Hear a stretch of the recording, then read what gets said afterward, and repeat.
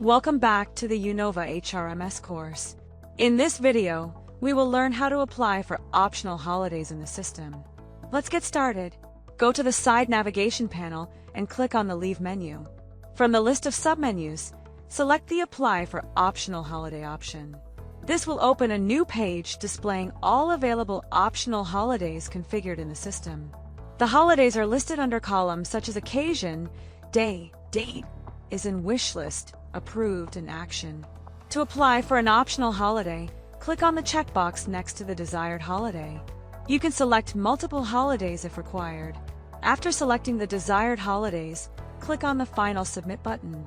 A confirmation alert will appear asking you to confirm your action. Click on the OK button to proceed. Once confirmed, your optional holiday request will be successfully submitted. That's it! You now know how to apply for optional holidays in uKnowva HRMS. Thank you for watching.